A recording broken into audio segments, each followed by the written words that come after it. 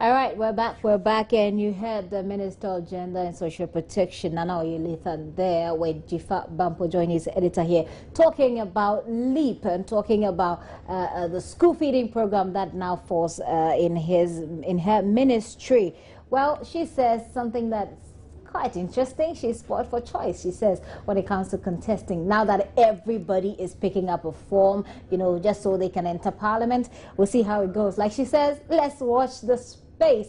All right, let's time now to do my banner. And the topic that we're doing right now is whether or not Ghanaians are ready to pay for more for their utility. Well, the Public Utility Regulatory Commission, PURC, is embarking on a nationwide consultative forum with the public on proposals submitted by the water and electricity providers for an increase in tariff.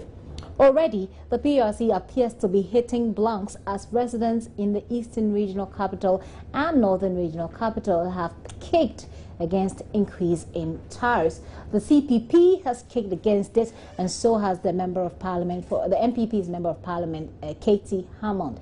Residents in the Ashanti Regional Capital are threatening, actually, to go on a strike if the tariffs are increased. So, what really is the way out? Joining me in the studio is Stephen Kwabena Atu, and he is a Deputy Director of the Chamber for Consumer Protection and Public Safety. You're welcome, gentlemen.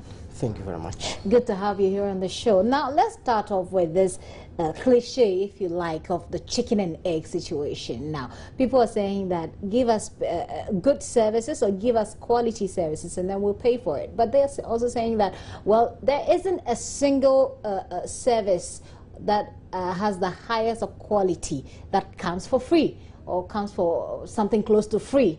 Where do we stand in all of these? Well, thank you very much. Let me start by saying a good morning to all your viewers out there. As a chamber, don't forget that we are also users of these services that these utility services are providing. The fact is that over the years, we have had promises upon promises. I remember quite vividly, I think around 2009. Then I think it was the late Prof. Mills who was the president of Ghana, where Electricity Company of Ghana made a case to him that looking at the transformers they are using for the transmission of their power, that had been since the inception of the Akosombo Dam. And for that matter, if the government would invest in them changing all these transformers, service would be better.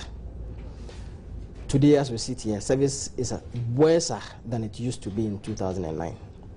So if you are telling me that you need to have money invested in the service before you can give me the quality of service, I ask the experiences we have had in the past, where had it ended with us? Now, and somebody will say, sorry to cut you there, but somebody will say that, well, generally, maybe Ghanaians like complaining a lot, you know, so apart from people saying and just generally complaining, are there any scientific statistics to back the fact that the quality of services that Ghanaians receive are actually still low? You see, I won't go that far. I won't be so technical about this matter. In April, I mean, when the utility services made a proposal to this same PURC, PURC denied them the proposal they made for increase because per their own investigation, service had not improved. At the time? At the time, in April. And we have, I mean, we have been through the same system till today. Today, when your lights are supposed to go off, they go off. When they are supposed to come on, sometimes they even delay in bringing the lights on. At as late as 10, 11, 12 in the night, light goes off. You ask yourself if that is part of the timetable provided to us by the Electricity Company of Ghana. You know, we came out at a point in April. At the time, and you mean the chamber? The chamber. We agreed a bit with the demand for increase in water supply because, I mean, people living at Teshinungwa currently, they can boost have access to water because people, of the desalination project.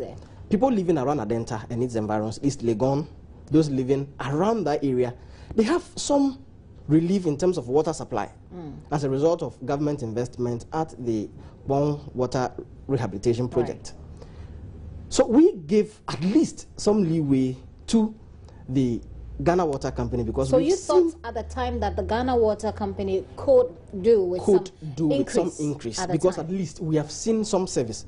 You see, nobody should deceive us that the Electricity Company of Ghana or Ghana Water Company are the individuals who are investing in the provision of these services. I mean, when we started experiencing this doomsday situation, government has come in to bring in some power badges. These were not the power badges are not in yet. Yes, so. Yes, government has stepped in. The point I'm driving at is that it is not the Electricity Company of Ghana that is going to bring in those power badges. So you mean the money should not go to the Electricity Company? The money comes from the government of Ghana.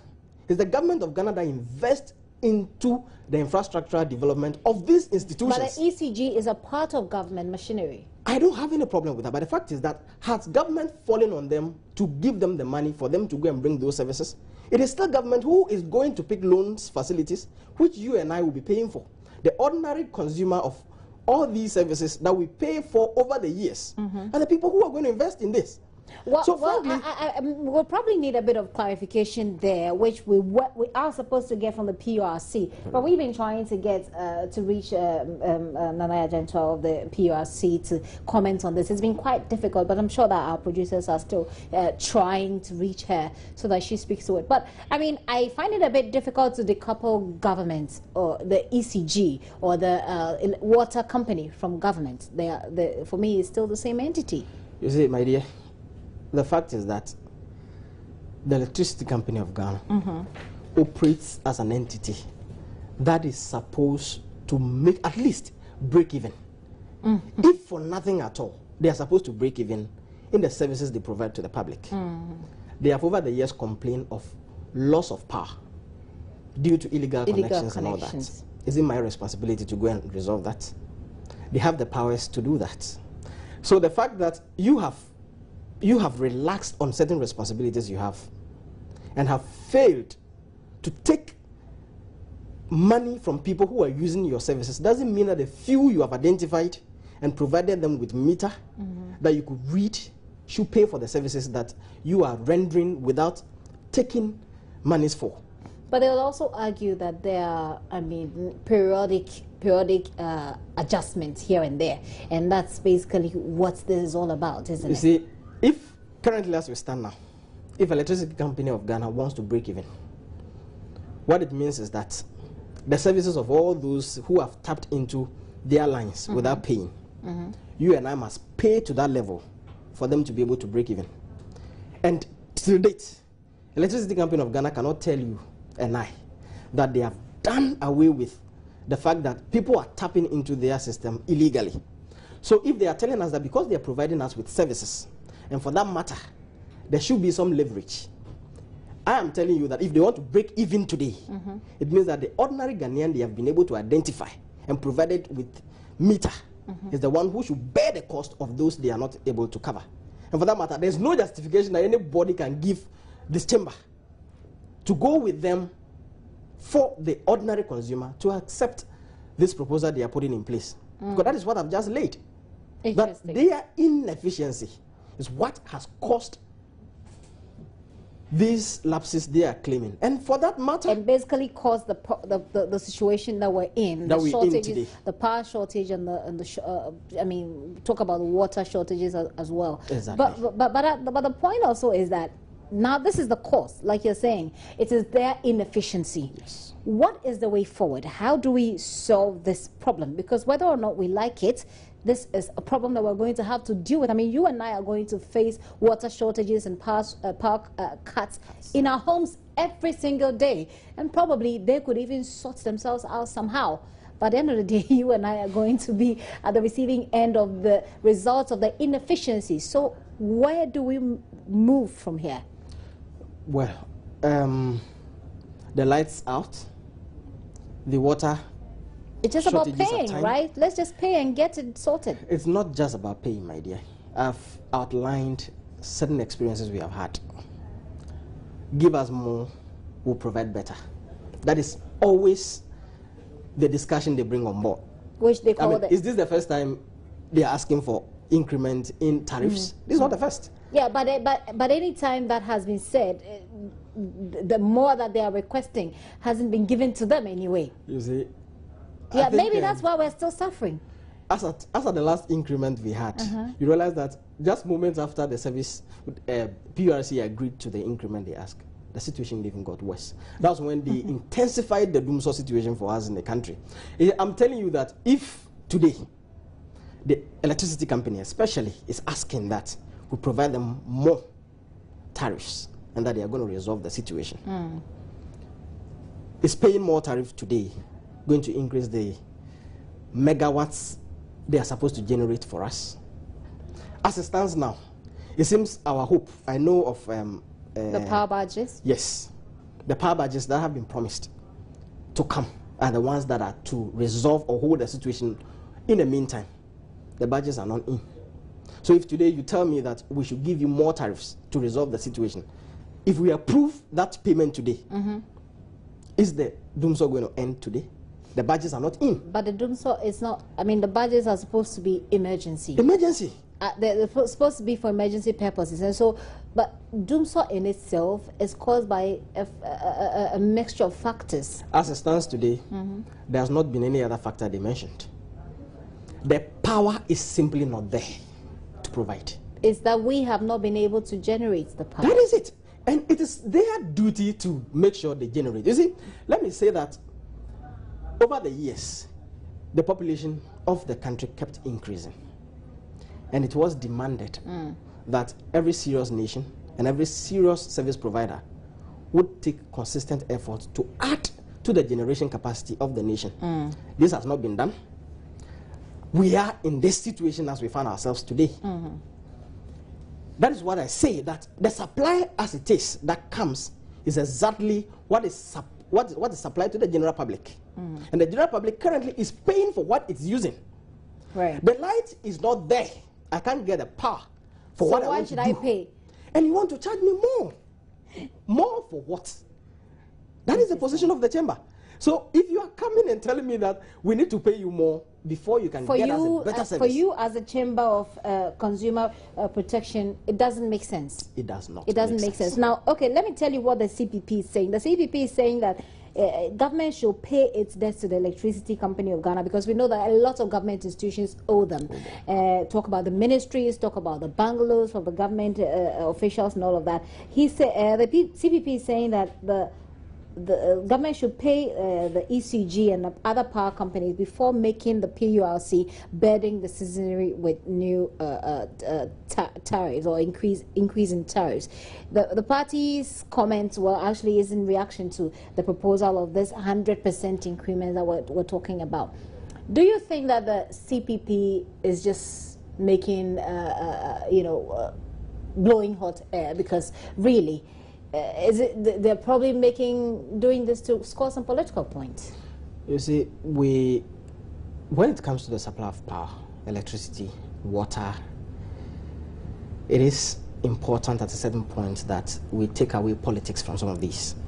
Because is that possible in our current orientation? As a matter of fact, assuming the government of the day moves out today and another comes in, if the generation remains the same, it's still the same. You see, the fact is that at least we have conducted some research. The government had made certain directives that the bungalows of its ministers be fixed with prepaid meters. That project is ongoing. At least we've cited some areas that they are buying their own prepaid meters, prepaid cards to power.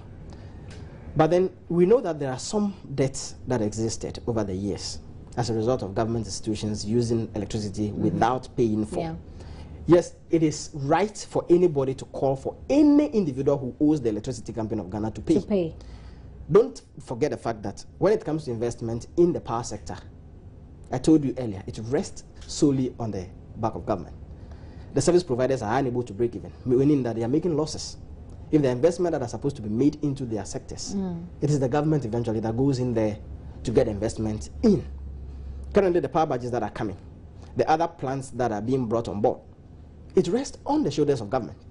So it is good to demand, but it is good also to notice that there are some efforts that are being put in place by the same government we are demanding to pay. So now what happens if government says, okay, I pay my debts, I sit back, go and make the investment in the power generation. Can Electricity Company of Ghana be able to bear that? They will not be able to do that. That is why I'm advising that at a point we need to take politics out of some of these things and address the issues. The reality of the matter is that the Ghanaian is not getting service. The Ghanaian is suffering, you want to say. Yes, businesses are collapsing. Yeah. You get up, you go to job, or you go to your workplace, and the whole day your light is out. And we all know that in this country, I mean, those who run small businesses, if you have an organizing section, you work within the day. So you get to work in the morning till evening, no light. So for you as a chamber helping, chamber that's focused on consumer protection, it definitely does not make sense for the PURC to add on to what Ghanaians are already paying. It doesn't work. But that's for electricity. Do you believe that for water there's been some improvement, and so the company has shown that it's efficient enough if it has the resources to, you know, provide the quality of services that we need? The issue of efficiency, that is what most of these government institutions. No, but let's talk about what you believe in as a chamber. For water, yeah, we have seen an improvement, but not that we are talking about the efficiency of the water services. But what we're saying is that we have seen some improvement in terms of water supply. They don't deserve. The individuals who are. So the percentage demand, that also would have to be looked at. Okay. It doesn't mean that not 100%. The mere fact that you've made a proposal. So we should give you a double. No. There are still areas that are not getting water. What's the chamber's position when it comes to water tariffs? For water tariffs, as far as the PURC's proposals are concerned. As far as PURC proposal is concerned, we say that we have seen some level of improvement when it comes to water supply. For water supply, some level of increment may be debated and probably allowed to go through. But for electricity, until we see an improvement in service, as we have seen in the water sector that we are agreeing with, I think until we see an improvement in the supply of electricity, that discussion must end. It's a non-starter. Some regions have spoken. And what level of percentage are you expecting for water tariff increment? You see, discussions are still ongoing, and the chamber will come. What do you think will be ideal? The ideal situation for the Ghanaian is to contact the Ghanaian and to get his position. Okay. Those individuals who are benefiting from the services know they have gotten some amount of improvement. We are still doing our contacts. And so once we are done with the consultations, I mean, we live in a democracy. Okay. We don't push our opinions on others. We will come out appropriately from our samples that we take from our consumers, and the chamber will come out with the percentage we think we agree should go for. Interesting. Interesting. Well, we'll see. The PURC itself is not having it easy at all. They're having to, they're having a bit of rejections here and there, and some people are even threatening to go on demonstration, as we said earlier on. But thank you so much for your time here on the AM show. It's been my banner, and I've been chatting with Stephen Kwabna Atu. He's the Deputy Director of the Chamber for Consumer Protection and Public Safety. We've been talking about increment in tariffs, utility tariffs that's been proposed by the PURC. 100%, that's the proposal. Well, they don't agree with that at all. They think that if for anything at all, or maybe the water company deserves a bit of a push up here and there, but definitely not the Electricity Company of Ghana. What do you think? Put that on our social media platform, and we'll probably have some more time to read it out to the rest of the world. Thank you very much for passing through. Well, that's it for my banner. Up next is the AM Talk, and Roland is definitely standing by.